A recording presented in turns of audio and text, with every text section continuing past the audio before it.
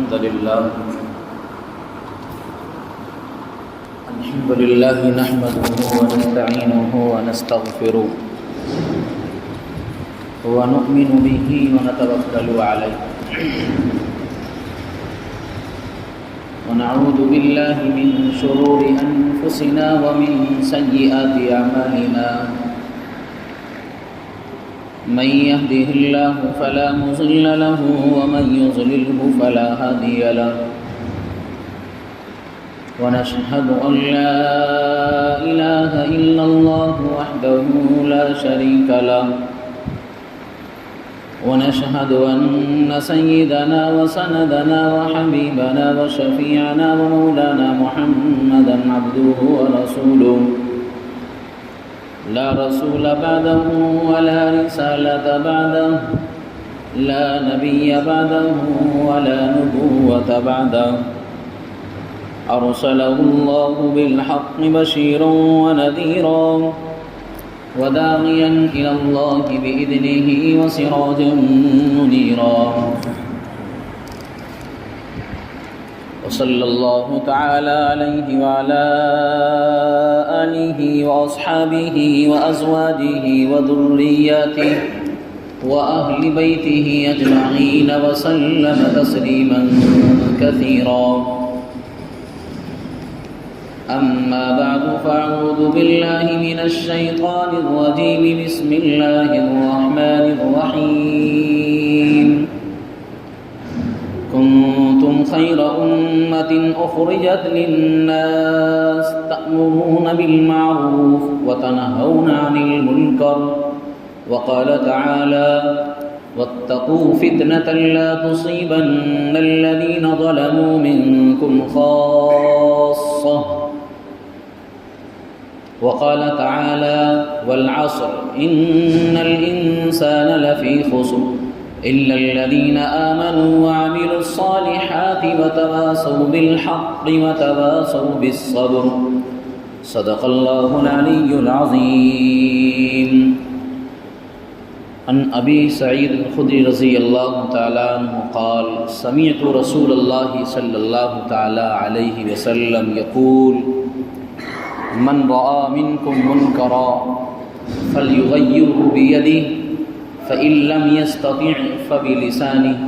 فإن لم يستطع فبقلبه وذلك أضعف الإيمان رواه مسلم أو كما قال صلى الله عليه وسلم. معزز و مقتدر حضرات سامعین اعظام، گزشتہ جمعہ امام مسلم رحمۃ اللہ علیہ کی کتاب کے حوالے سے ایک روایت نقل کی تھی. اسی روایت کو آج دوبارہ آپ کے سامنے میں نے پیش کری ہے، اور اللہ رب العزت والجلال کے کلام پاک کی چند آیات ہیں. ان آیات کی روشنی میں کچھ باتیں گزشتہ جمعے آئی تھیں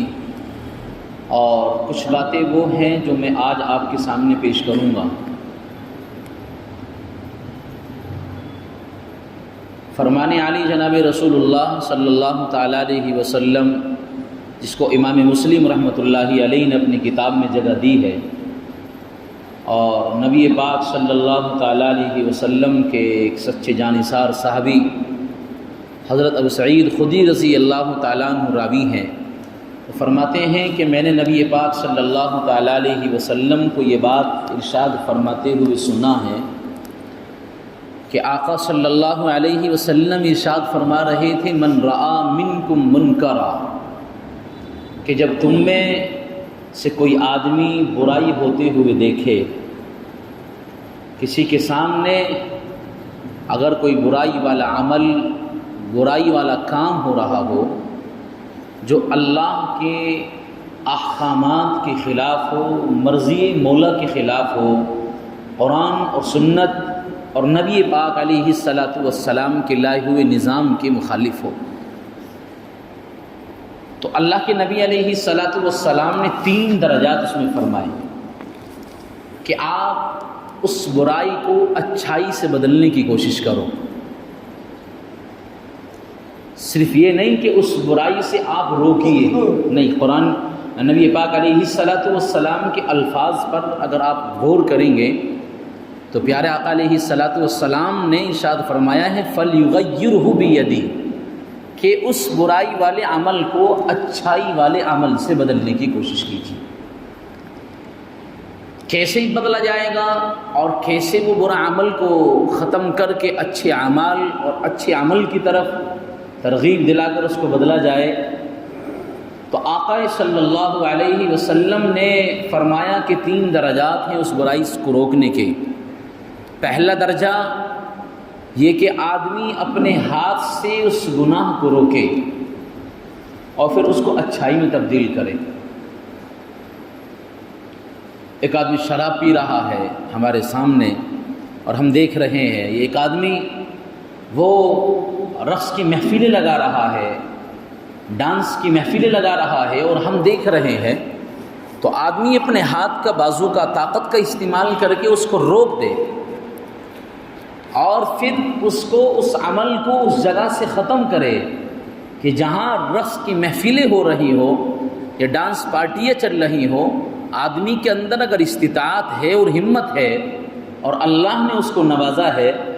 تو وہ آدمی اس محفل کو ختم کر کے اور وہاں سے مجلس کا خاتمہ کر دے،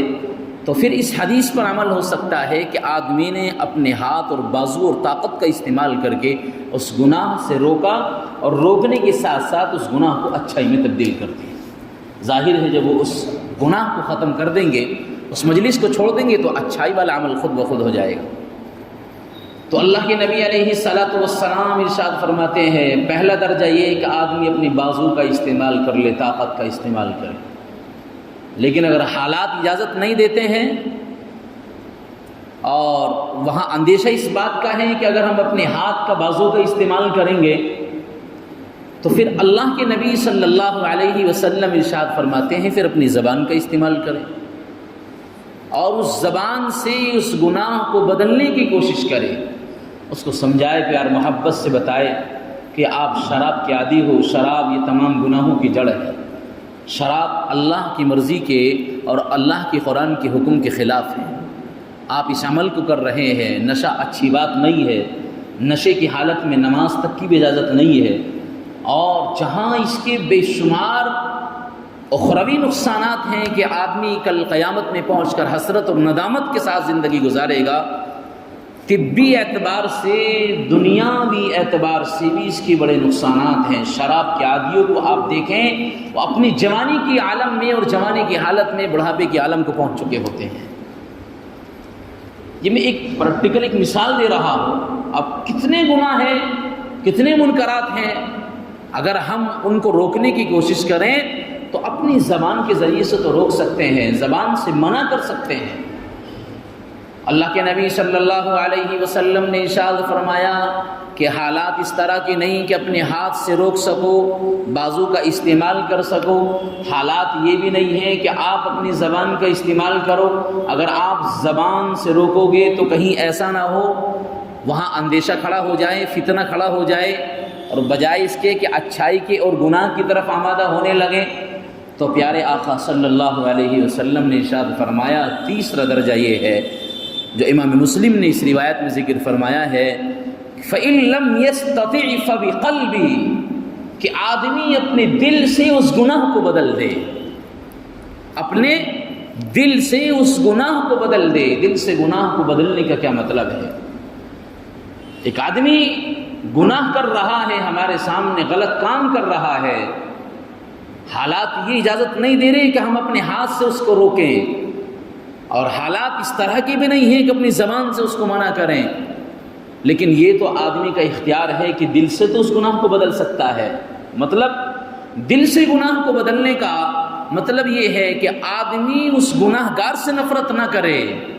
کہ یہ شراب کا عادی ہے تو یہ بڑا ذلیل اور بڑا رسوا آدمی ہے، میں اس کے قریب نہیں جاؤں گا۔ ایک آدمی چور ہے، اس چور سے نفرت نہ کرے، غلط کام کرنے والے سے نفرت نہ کرے۔ بہرحال وہ ایک انسان ہے، اس روئے زمین پر اللہ کی مخلوق میں ایک بندہ ہے، آقا صلی اللہ علیہ وسلم کی ایک امتی ہے، اور نہیں معلوم کس وقت یہ توبہ کر کے اللہ کا قریب بن جائے اور اللہ کا حبیب بن جائے، اس کا کوئی فیصلہ نہیں کر سکتا ہے۔ اس لیے شریعت نے اجازت نہیں دی کہ آدمی کسی گناہگار سے نفرت کرے، چور سے نفرت نہ کرے، زانی سے نفرت نہ کرے، اسی طرح گناہ کے کرنے والے سے نفرت نہ کرے، ڈانس محفلوں کو سجانے والے سے نفرت نہ کرے۔ لیکن پھر گناہ کو دل سے بدلنے کا مطلب کیا ہے؟ آقا صلی اللہ علیہ وسلم نے ارشاد فرمایا کہ آدمی اس گناہ کی قباحت کو اپنے دل میں ڈال لے، اس گناہ کی شناعت اور قباحت کو اپنے دل میں ڈالے، اور اپنے دل میں یہ سوچے تہیہ کریں کہ یہ شراب پی رہا ہے، کتنا بڑا گناہ کر رہا ہے۔ شراب ایک گھناؤنی عمل ہے، اور شراب یہ ایک ایسی تمام برائیوں کی جڑ ہے۔ ایک چوری کر رہا ہے، یہ چوری کرنا اچھا عمل نہیں ہے۔ تو آدمی ان اعمال کی قباحت کو اپنے دل میں ڈالے کہ ہاں یہ اعمال غلط ہیں، جیسے میرا موقع لگے گا میں اس کو سمجھاؤں گا، بتلاؤں گا، تاکہ اس عمل سے رک جائے اور اس عمل سے باز آ جائے۔ یہ ہے اپنے دل سے گناہ کو بدلنے کا مطلب۔ یہ 3 درجات فرمائے۔ اس حدیث کی روشنی میں چند باتیں عرض یہ کرنی ہے آپ کی خدمت میں۔ دیکھیے، پہلا درجہ اللہ کے نبی علیہ الصلوۃ والسلام جو ارشاد فرماتے ہیں، ایسے حالات بھی ہوتے ہیں، اور اب سے پہلے تو بہت ہوا کرتے تھے، کسی بھی خاندان میں اور کسی بھی محلے میں، کسی بھی بستی میں کسی ایک آدمی کو بڑا چن دیا جاتا تھا، بڑا منتخب کر دیا جاتا تھا کہ یہ ہمارے محلے کا یا ہمارے خاندان کا، ہمارے کنبے کا یہ شخص بڑا آدمی ہے، اس کو اختیار ہے،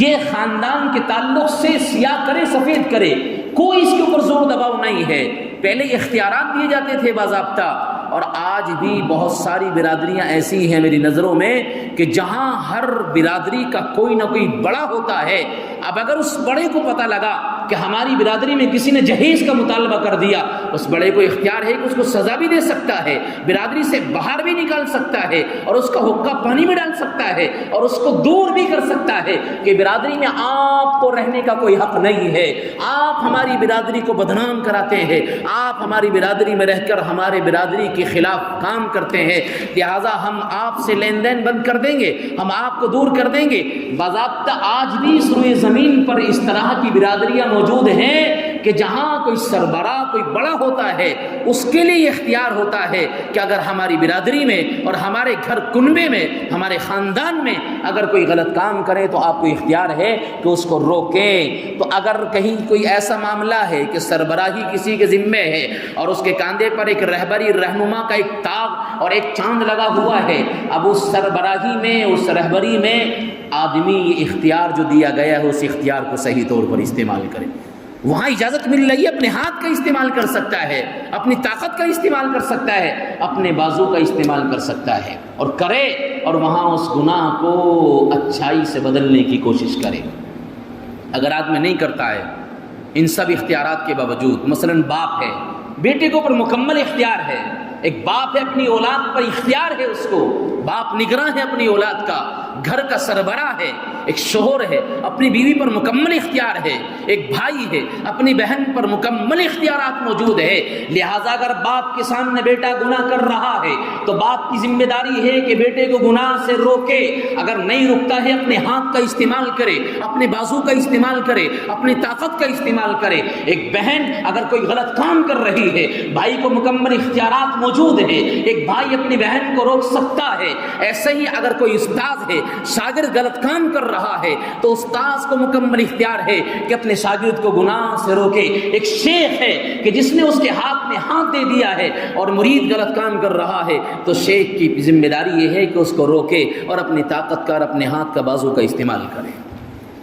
اگر یہ کر لیتا ہے تو اللہ کے نبی صلی اللہ علیہ وسلم کی اس روایت پر عمل ہو جائے گا کہ آدمی جب گناہ کرتے ہوئے کسی کو دیکھے اور اس کے سامنے کوئی غلط کام ہو رہا ہو جو اللہ کی مرضی کے خلاف ہو، قرآن کی حدیث کی مرضی کے خلاف ہو، شریعت مطہرہ کے خلاف ہو، آقا محمد صلی اللہ علیہ وسلم کے لائے ہوئے سنہرے نظام کے خلاف ہو، اگر کہیں کوئی عمل دیکھا جا رہا ہے تو آدمی کے پاس اگر اختیارات موجود ہے تو اس گناہ سے روکے اور اس اس کو بدلنے کی کوشش کرے، جس کو قرآن نے کہا ہے والعصر ان الانسان لفی خسر، اللہ قسم زمانے کی کھا کر یہ کہتا ہے ساری انسانیت نقصان میں اور خسارے میں ہے، مگر جو آدمی ایمان لے کر آ گیا، اعمال صالحہ کرے اور ساتھ ساتھ وہ اچھائی کی دعوت بھی دینے والا ہو اور نیکی کی دعوت بھی دینے والا ہو، تمام فرائض اور واجب کی نصیحت اور وصیت بھی کرنے والا ہو اور گناہوں سے باز کرنے کی وصیت بھی کرنے والا ہو، تب ایسا آدمی اللہ کے نقصان سے دور ہو سکتا ہے۔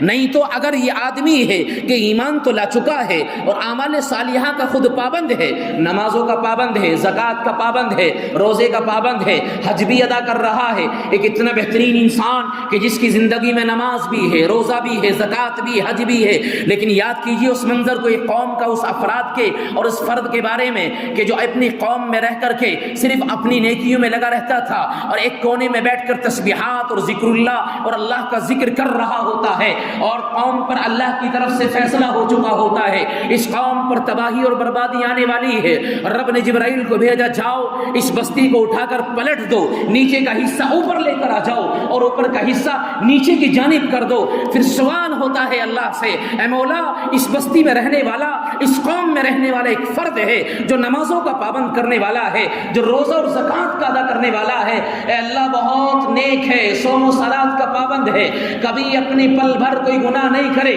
لیکن پھر بھی رب جبرائیل سے کہتے ہیں جاؤ، نہیں اس ساری بستی پر عذاب پہنچا دو۔ جبرائیل کہتے ہیں مولا اس بندے کا کیا قصور ہے، وہ جو نیک ہے، صوم و صلات کا پابند ہے اور بڑا متقی پرہیزگار ہے، اللہ کی طرف سے اعلان ہوتا ہے اس کی نیکی میں کوئی شک نہیں ہے، لیکن کیا اپنی زندگی میں گناہ جو اپنی قوم کو کرنے والا دیکھ رہا تھا، کبھی اس کے ماتھے پر شکن آئی، کبھی اس نے منع کیا، زبان کا استعمال کیا، کبھی ہاتھ اور اپنی طاقت کا استعمال کرا؟ نہیں کرا۔ اگر اپنی زبان کا استعمال کرتا تو اپنی قوم سے دور چلا جاتا اور اپنی قوم کو منع کرتا تو صحیح، لیکن اس نے اپنی قوم کو نہیں منع کرا ہے اور نہ اپنے لوگوں کو، ماننے والوں کو اس نے گناہ سے روکا ہے، لہذا آج بے گناہ بھی گناہوں کی چپیٹ میں آ کر اس پر بھی سزا دی جائے گی۔ فیصلہ کریں وہ افراد کہ جو یہ سوچتے ہیں کہ ہم پر ہماری اپنی ذمہ داری ہے، دوسرے کا ہم پر کوئی حق نہیں ہے۔ نہیں، قرآن کہتا ہے وَتَوَاصَوْا بِالْحَقِّ وَتَوَاصَوْا بِالصَّبْرِ، کہ آدمی نصیحت کرے دوسروں کو اگر کوئی غلط کام ہوتا ہوا دیکھ رہا ہے۔ روایت کے حوالے سے عرض کر رہا ہوں، اگر اختیارات موجود ہیں تو اپنے ہاتھ کو اور بازو کا استعمال کر کے اس کو بدلنے کی کوشش کریں، اگر حالات اجازت نہیں دیتے ہیں تو آئیے پیارے آقا محمد صلی اللہ علیہ وسلم کی اس روایت پر ذرا غور کیجئے، اور اللہ کے نبی نے جو دوسرا درجہ بتلایا ہے، اللہ کے نبی نے فرمایا کہ دوسرا درجہ گناہوں کو نیکیوں میں بدلنے کا یہ ہے، آدمی اپنی زبان سے گناہ کو روکنے کی کوشش تو کرے اور اپنی زبان کا استعمال تو کرے، زبان سے منع کرے۔ آج اگر معاشرے میں اور ہمارے افراد اور خاندان اور قربے میں اگر گناہ ہو رہے ہو، اللہ کی مرضی کے خلاف کام ہو رہا ہو، میں رب کعبہ کی قسم کھا کر یہ بات عرض کرتا ہوں، اگر ہم نے اپنی زبان کا استعمال نہ کیا اور زبان سے ان گناہوں کو نیکیوں میں بدلنے کی کوشش نہ کری، تو اللہ کے نبی علیہ السلام نے فرمایا یہ آدمی اپنی ذمہ داری نہیں نبھا رہا ہے اور قرآن اور حدیث کے مطابق اس کی زندگی نہیں ہے۔ قرآن حدیث کے مطابق زندگی اس وقت ہو سکتی ہے اگر گناہ کا کوئی کام ہو رہا ہے تو زبان سے اس کو منع کرنے کی کوشش کریں۔ لیکن آج معاشرے کو دیکھیے کتنی خرابیاں ہیں، کتنے گناہ ہیں، سرے عام گناہ ہو رہے ہوتے ہیں، اور آج معاشرے کے بڑے اور آج خاندان کے بڑے اور وہی لوگ اس گناہ میں خود شریک ہو جاتے ہیں بجائے اس کے کہ اس میں منع کیا جاتا۔ اچھے صحیح سمجھ بوجھ رکھنے والے، اچھی سمجھ رکھنے والے اور اچھی فہم اور ذکاوت رکھنے والے آدمی بھی ایسے ہوتے ہیں کہ اگر وہ چاہتے تو زبان سے اس گناہ کو منع کر سکتے تھے، روک سکتے تھے، لیکن کیا ہوا، اس معاشرے کے افراد کو اگر کوئی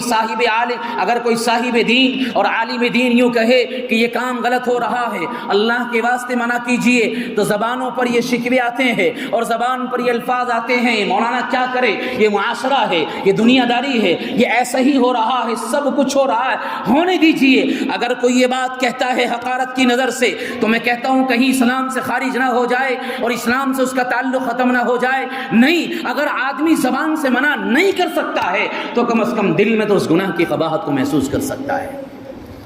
لیکن جب ہم خود گناہ میں شریک ہو گئے تو پھر کہاں اس کی قباحت ہمارے دل میں باقی نہیں ہے۔ زبان سے منع کیے اور حکمت کے ساتھ منع کرے، مصلحت کے ساتھ منع کرے۔ قرآن کہتا ہے ادعو الی سبیل ربک بالحکمہ والموعظۃ الحسنہ، یہ قرآن کا دستور ہے، قرآن کا اصول ہے۔ اللہ قرآن میں ارشاد فرماتے ہیں لوگوں اللہ کی طرف بلائیے، آپ نیکیوں کی دعوت دیجیے، اچھائی کی طرف بلائیے اور حکمت کے ساتھ بلائیے، مصلحت کے ساتھ بلائیے اور اچھائی اور موعظت حسنہ کے ساتھ بلائیے۔ ایسا نہیں ہے اگر ہمارے سامنے کوئی شرابی کھڑا ہوا ہے اور شراب پی رہا ہے، ہم نے زبان کا استعمال کیا، ہو کیا کام کر رہا ہے، یہ غلط کام کر رہا ہے، نہیں، اسلام اس کی اجازت نہیں دیتا ہے۔ ایک آدمی اللہ کے گھر میں آیا اور دنیا کی گفتگو کرنے لگا اور ہم نے اپنی زبان سے بے ٹوک منع کیا، اس کی ضلالت اور اس کی رسوائی ہو رہی ہو، اسلام اس کی اجازت نہیں دیتا ہے۔ زبان سے منع کرنے کا مطلب یہ ہے جو اللہ کے نبی علیہ الصلوۃ والسلام نے درس دیا۔ پیارے آقا علیہ الصلوۃ والسلام مسجد نبوی میں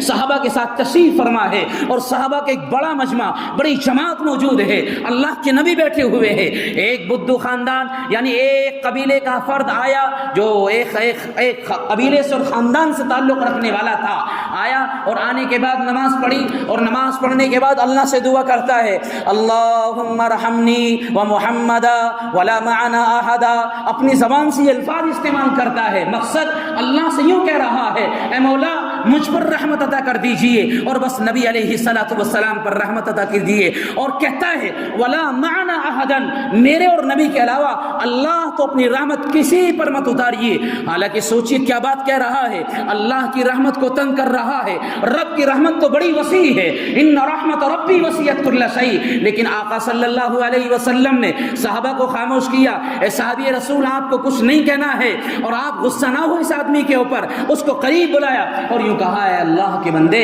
تو نے اللہ کی رحمت کو تنگ کر دیا ہے، اللہ کی رحمت بڑی وسیع ہے۔ اب یہ اس بات سے فارغ ہوا اور ہو جانے کے بعد مسجد کے صحن میں پہنچا ہے اور اپنا اس نے پاجامہ اتارنے کے بعد ٹوائلٹ پیشاب کرنا شروع کر دیا۔ کہاں؟ مسجد نبوی کے صحن میں۔ کون؟ اللہ کے نبی کے سامنے، صحابہ کے مجمع کے سامنے، اللہ اکبر، مسجد نبوی میں کھڑا ہو کر پیشاب کر رہا ہے۔ اللہ کے نبی علیہ الصلوۃ والسلام اپنی آنکھوں سے دیکھ رہے ہیں اور صحابہ کا مجمع دیکھ رہا ہے۔ عمر کو غصہ آ رہا تھا، جلال آ رہا تھا، ابو بکر بھی سوچ رہے تھے یہ بندہ کیسا ہے، مسجد نبوی جو اللہ کا پاک گھر ہے اس کو کیوں ناپاک کر رہا ہے، پیشاب کر رہا ہے۔ صحابی رسول بڑھتے ہیں، اللہ کے نبی علیہ الصلوۃ والسلام نے فرمایا نہیں، آپ اس کے پیشاب کو بند نہ کیجیے۔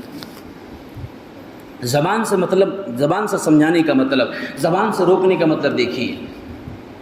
اللہ کے نبی علیہ الصلوۃ والسلام نے صحابہ کو روکا، نہیں رک جائیے، اس کو پیشاب پہلے پورا کرنا دیجئے اور آپ اس کو فارغ ہونے دیجئے۔ اب اس نے پورا پیشاب کیا اور کرنے کے بعد پھر وہ چلنے لگا۔ اب اللہ کے نبی علیہ الصلوۃ والسلام نے صحابہ کو اجازت دی جو چاہے مسجد نبوی کے صحن کو صاف کر دے اور مسجد نبوی میں سے اس غلاظت اور گندگی کو نکال دے، لیکن اس درس سے اور اللہ کے نبی علیہ الصلوۃ والسلام کے اس پیغام سے ہمیں کیا پیغام ملتا ہے؟ اگر ہم کوئی گناہ ہوتے ہوئے دیکھیں تو برجستہ اور موقع منع کرنے کی کوشش نہ کرے، اس سے فتنہ بڑھا جانے کا اندیشہ رہتا ہے، فتنہ بڑھ جانے کا اندیشہ رہتا ہے۔ چند نوجوانوں کی ٹولی ہے، محفلیں سجائی، کوئی ڈانس پارٹی، رقص کی محفلیں، ڈی جے بجائے اور کوئی گناہ کا کام اس نے اڈا لگایا۔ اب اگر کوئی آدمی جائے گا زبانی طور پر اس کو منع کرے گا تو بجائے اس کے کہ وہ اس سے رک جائے اور فوم میں آئے گا اور اپنی عزت اور اپنی شیخی جتائے گا اور جتانے کے بعد اور گناہ میں مرتکب ہو جائے گا۔ اس لیے اسلام کہتا ہے، شریعت کہتی ہے، زبان سے اگر سمجھانا ہے اور زبان سے بتلانا ہے، ایک طریقہ ہے، ایک اس کا انداز ہے۔ جب وہ مجلس ختم ہو جائے آپ کے دل میں قلق ہونا چاہیے اور آپ کو فکر ہونی چاہیے، اب آپ اس سے اگلے دن ملاقات کریں، پھر اس سے اگلے دن ملاقات کریں، اس کی خدمت میں پہنچیں اور پہنچنے کے بعد اس کو نقصان بتائیں، نہیں شراب کے یہ نقصانات ہیں، چوری کے یہ نقصانات ہیں، اللہ نے منع کیا ہے، اسلام اس کو اچھا نہیں سمجھتا ہے، پھر جیسے چاہے اس کو سمجھا سکتا ہے۔ جس طرح اللہ کے نبی علیہ الصلوۃ والسلام کی خدمت میں وہ بندہ آنے کے بعد یوں کہہ رہا تھا اے اللہ کے نبی مجھے زنا کرنے کی اجازت دے دیجئے، میں زنا کرنا چاہتا ہوں، بدکاری کرنا چاہتا ہوں۔ نبی علیہ الصلوۃ والسلام نے پہلے اس کی ساری بات کو سنا اور سننے کے بعد اپنے قریب لگایا، اس کی پیٹھ تھپتھپائی اور پھر یوں کہا اللہ کے بندے تو اس گناہ کی اور بدکاری کی اجازت مانگتا ہے، اگر کسی کے ساتھ تو گناہ اور بدکاری کرے گا تو وہ کسی کی ماں ہوگی، کسی کی بیٹے ہوگی، کسی کی بہن ہوگی۔ اے میرے بندے، اے اللہ کے بندے، اگر کوئی تیری بہن کے ساتھ، تیری ماں کے ساتھ اور اسی طرح تیری بیٹی کے ساتھ یہ کوئی گناہ کرنا چاہے تو برداشت کر سکتا ہے۔ اس نے برجستہ کہا نہیں کر سکتا۔ اللہ کے نبی نے سمجھایا پھر اسی طرح سمجھ، جس طرح تو نہیں برداشت کر رہا ہے اس طرح کوئی اور بھی برداشت نہیں کرے گا۔ یہ انداز ہوتا ہے، زبان سے سمجھانے کا طریقہ ہوتا ہے، شریعت کا بہت اچھا نظام ہے۔ یہ نہیں کہ تو کیا کر رہا ہے، ایسے اپنی زبان کا استعمال کر لیا اور زبان پر بیٹوک الفاظ استعمال کر لیے، اس کی دل آزاری ہو گئی، اس کا دل ٹوٹ گیا، بجائے اس کے کہ وہ اچھائی کی طرف آتا اور گناہ کی طرف چلا گیا ہے۔ اس لیے قرآن کہتا ہے ادعو الی سبیل ربک بالحکمہ والموعظۃ الحسنہ وجادلہم باللتی ہی احسن، کہ جب زبان کا استعمال کرو تو اپنی زبان کے اچھے بول استعمال کیجئے، زبان سے پھول بکھیریے اور زبان سے اچھی نصیحت کیجئے، زبان سے بہت پیارے انداز میں۔ ایسا نہیں کسی پر ٹوکا ٹاکی کی جائے اور کسی پر اپنی شیخی جتائی جائے اور کسی پر اپنی ایمانداری اور دینداری جتائی جائے، ہرگز اسلام اس کی اجازت نہیں دیتا ہے اور شریعت اس کی اجازت نہیں دیتی، نہیں، بلکہ اچھے انداز میں اس کو سمجھانے کی کوشش کریں۔ اگر حالات یہ بھی نہیں ہیں عزیزو کہ زبان سے منع نہیں کیا جا سکتا ہے تو اخیر کا درجہ جو اللہ کے نبی علیہ الصلوۃ والسلام فرماتے ہیں، اخیر کا درجہ یہ ہے کہ اگر کوئی گناہ ہوتے ہوئے دیکھو تو اس گناہ کی قباحت کو اپنے دل میں ڈال لیجیے، گناہ کی شناعت، گناہ کی اس کی قباحت اور اس کی برائی کو اپنے دل میں ڈالیے اور بس یہ نیت کر لیجیے، اے مولا یہ بندہ برا نہیں ہے، یہ چور برا نہیں ہے، یہ زانی برا نہیں ہے، یہ شرابی برا نہیں ہے، اللہ یہ تیرا بندہ ہے، اس روئے زمین پر نبی علیہ الصلوۃ والسلام کی امت میں ہے، لیکن جو چوری کر رہا ہے یہ عمل بہت برا ہے، جو شراب پی رہا ہے یہ عمل بہت برا ہے، جو ماں باپ کو تکلیف دے رہا ہے یہ عمل بہت برا ہے۔ اسی طرح سارے اعمال پر غور کیجئے، اس سے نفرت نہ کیجئے بلکہ اس گناہ سے نفرت کیجئے اور اس کی شناعت اور قباحت کو اپنے دل میں ڈالیے اور پھر اس طرح فکر مند رہیے، اس طرح فکر مند رہیے، اس طرح طلب اور بیتابی ایسی رہنی چاہیے جس طرح اللہ کے نبی علیہ الصلوۃ والسلام کے دل میں بیتابی اور کڑھن اور ایک بے چینی رہتی تھی سمجھانے کے لیے۔ جس معاشرے میں اللہ کے نبی کا وجود ہوا، اللہ اکبر، معاشرے کا حال دیکھیے، کفر و شرکی نہیں، اس کے علاوہ ساری خرابیاں اس معاشرے میں موجود تھی، لیکن اللہ کے نبی علیہ الصلوۃ والسلام سمجھاتے رہے اور بتاتے رہے۔ 3 سال کا پورا عرصہ ایسا گزرا بعثت کے بعد کہ جس میں اللہ کی طرف سے کوئی تبلیغ کا حکم نہیں آیا، 3 سال کے بعد تبلیغ کا حکم آتا ہے۔ اس سے پہلے بھی آقا نامدار محمد مصطفیٰ صلی اللہ علیہ وسلم غار ہرا میں بیٹھ کر سوچتے رہتے تھے، ایک تڑپ تھی، ایک لگن تھی، ایک بے چینی تھی، کیسے میں ان لوگوں کو سمجھاؤں، کیسے ان کا تعلق اللہ سے کروں۔ عزیزو، آج ہماری بیتابی، آج ہماری بے چینی اسی نبی پاک علیہ الصلوۃ والسلام کی طرح ہونی چاہیے۔ اگر یہ بیتابی اور یہ بے چینی ہمارے اندر نہیں ہے کہ معاشرے میں جو خرابیاں ہیں ان کو کیسے ختم کیا جائے، یہ جو بیاہ شادیوں میں رقص کی محفلیں ہیں ان کو کیسے ختم کی جائے، جہیز کی جو ایک ناجائز رسومات نکلی ہوئی ہے اس کو کیسے ختم کرے، ماں باپ کا جو آج اطاعت اور فرمانبرداری نہیں ہو رہی ہے اس کو کیسے ختم کرے، جب تک ہم اس بے چینی کو، اس کڑھن کو بروئے کار لانے کی کوشش نہ کریں گے تو سمجھ لو عزیزو آپ دین کے مطابق، شریعت کے مطابق عمل نہیں کر رہے ہیں۔ بیتابی کڑھن ایسی لائیے کہ سید شاہ اسماعیل رحمۃ اللہ علیہ دہلی کی جامع مسجد میں خطاب کیا کرتے تھے اور بیان کرتے تھے، بیان کرنے کے بعد 1.5 گھنٹہ فارغ ہو جانے کے بعد واپس آنے لگے اور جامع مسجد کی سیڑھیوں سے نیچے اتر رہے ہیں،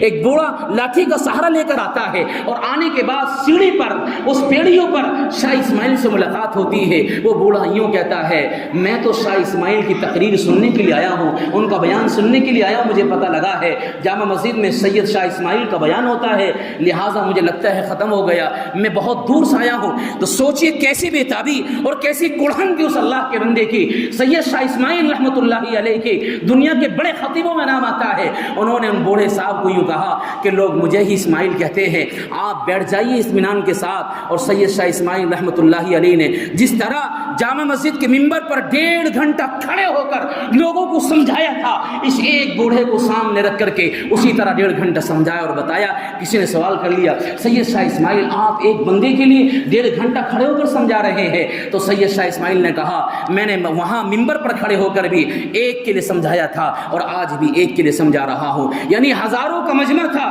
لیکن میرے سامنے اللہ ایک تھا، اسی کی رضا کے لیے سمجھا رہا تھا۔ اور یہ میری بیتابی کڑھن تمن تھا، لہٰذا آج میرے سامنے بندہ ایک کھڑا ہوا ہے، میں بھی اللہ کے لیے سمجھا رہا ہوں اور اللہ کے لیے بتا رہا ہوں۔ اس لیے عزیزو، معاشرے میں جو خرابیاں ہیں اور معاشرے میں جو برائی ہے ہم سب کے سامنے ہیں، گھروں میں ہیں۔ باپ پر ذمہ داری بنتی ہے کہ بیٹوں کو سمجھائے، اولاد کو سمجھائے، بھائی پر ذمہ داری بہن کو سمجھائے، اور گھر میں، خاندان میں، کنبے میں بڑا آدمی ہے، اللہ نے اس کو شعور دیا ہے تو اپنے گھر کنبے خاندان کے لوگوں کو سمجھانے کی کوشش کرے تاکہ یہ برائی ختم ہو جائے اور بے حیائی ختم ہو جائے، معاشرے میں نکھار آ جائے۔ اللہ کے نبی علیہ السلام نے فرمایا اگر آپ نے اس درجے پر بھی عمل نہ کرا، آپ نے اپنے دل میں بھی اس گناہ کی قباحت کو محسوس نہ کرا، تو اللہ کے نبی علیہ السلام فرماتے اس سے آگے ایمان کا کوئی درجہ نہیں ہے۔ اخیر کا درجہ کہ اس گناہ سے تو نفرت کر لیجئے، وَذَلِكَ أَضْعَفُ الْإِيمَانِ، یہ ایمان کا بالکل کمزور اور اخیر درجہ ہے۔ لہٰذا اگر کوئی گناہ دیکھ کر گناہ میں شریک ہو رہا ہے اور اس کی خوشیاں منا رہا ہے اور اس کا ساتھ دے رہا ہے تو عزیزو یہ دین کا مذاق ہے، شریعت کا مذاق ہے، اس لیے آپ کوشش کریں، ہمت کریں۔